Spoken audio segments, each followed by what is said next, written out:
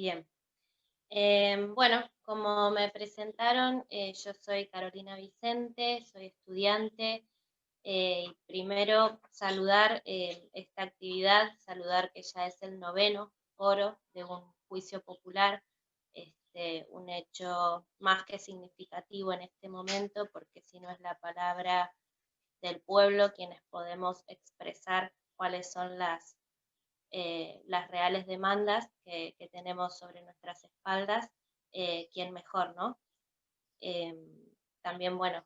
aclarar que un orgullo poder estar rodeada tanto de jueces como de representantes que, que puedan establecer desde estos distintos puntos de vista que marcaban recién la importancia para este foro de pensar las denuncias que hay desde la juventud y las niñeces. Particularmente mi intervención la preparé para poder pensar el lugar de la juventud en la educación, ¿sí? En general y en la educación superior en particular, como militante de una universidad nacional, de una universidad pública. Para poder pensar esto, no podemos perder de vista que las juventudes hoy día arrasadas por la crisis económica en la que nos ha sumido la política actual y profundizada por la emergencia sanitaria, por la pandemia, están viendo como uno de las tantas aristas de esta crisis el crecimiento de la brecha de acceso a la educación, ¿sí? Esto ha sido reconocido por representantes tanto del Ministerio de Educación a nivel nación como por diferentes gobiernos y estamentos de gobierno a nivel nacional.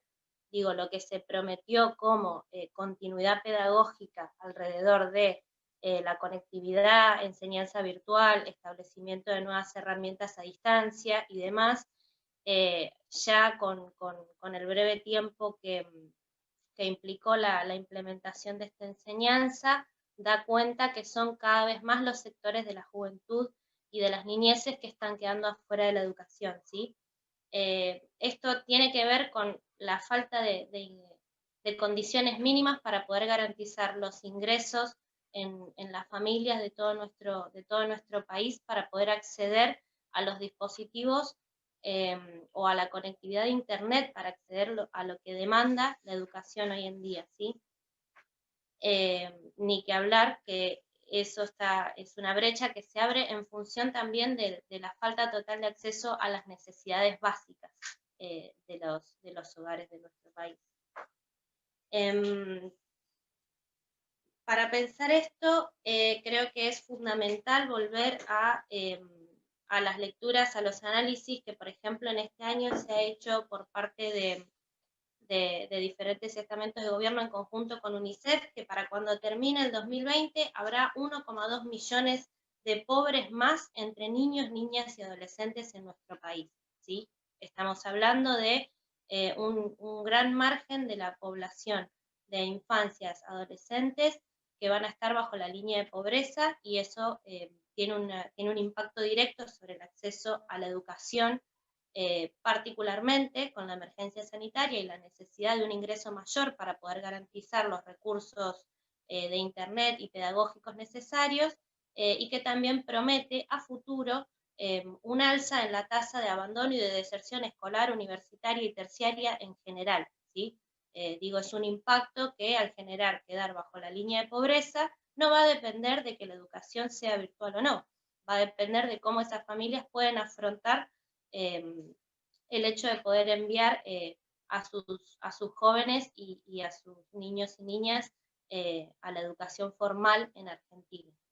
En este sentido, hay que pensar varias cosas, ¿no? Primero, remarcar, por ejemplo, que en el caso de la Universidad Nacional de Rosario, que es donde yo estoy inserta en este momento, ya ha sido reconocido vía encuestas, y esto también hay que decirlo, todas de muy baja calidad de análisis estadístico y poblacional, por lo que refiere a lo que está ocurriendo efectivamente en las diferentes universidades e institutos a nivel nacional, por lo menos acá en Rosario ya se reconoció que 1 de cada 2 estudiantes ha quedado por fuera de la universidad. Ha pasado a engrosar el número de la deserción. Y esto teniendo en cuenta además que este número se saca eh, con un criterio de que ese 1 cada 2 que se queda es leído como aquel que ha podido cursar por lo menos una materia en algún momento de los últimos meses. Con lo cual es una brecha muy amplia para poder pensar que efectivamente la continuidad pedagógica ha podido surfear la ola, como es en este momento de la emergencia sanitaria, y fundamentalmente algo que hay que poder hablar es el presupuesto universitario en el marco del compromiso de pago de la deuda, tanto los fondos buitres como lo que se augura hacia futuro con el resto de la estructuración de la deuda. En este sentido, para que podamos pensar lo siguiente, el presupuesto educativo destinado a lo que es universidad, manejado por la Secretaría de Políticas Universitarias, el 90% de ese presupuesto está destinado a sueldos de trabajadores docentes y no docentes, como del funcionariado. El 10% restante es el que se destina en su generalidad, administrado de una manera autónoma por cada universidad, a obras como así también políticas de bienestar estudiantil. Y acá está una de las mayores denuncias que venimos a hacer.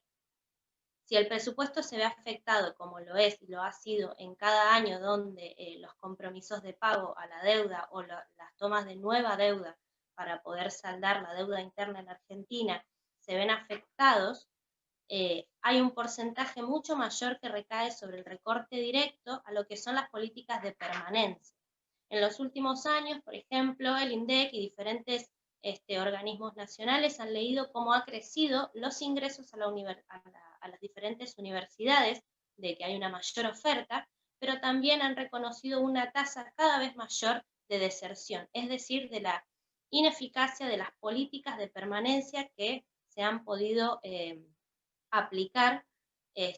para que toda esa gran masa de estudiantes que pueda acceder a una inscripción, a un ingreso, a un primer año, pueda efectivamente quedarse en las aulas, pueda efectivamente continuar estudiando, pueda efectivamente acceder a un título en la educación superior, ¿no? Esto ha sido leído de diferentes maneras, la brecha con la educación formal en el secundario, ha sido leído también como la falta de jerarquización de las políticas de bienestar estudiantil, es decir, programas de becas, de movilidad, orientados a poblaciones vulnerables en particular. Lo cierto es que cada vez que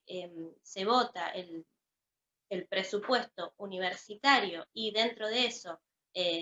entre los meses en los que se vota, se implementa y la llegada a fin de año se ve el impacto de la inflación, mucho de ese presupuesto objetivamente que está destinado a sueldos con la política inflacionaria que estamos teniendo y la desactualización de los sueldos de los trabajadores y trabajadoras de la educación,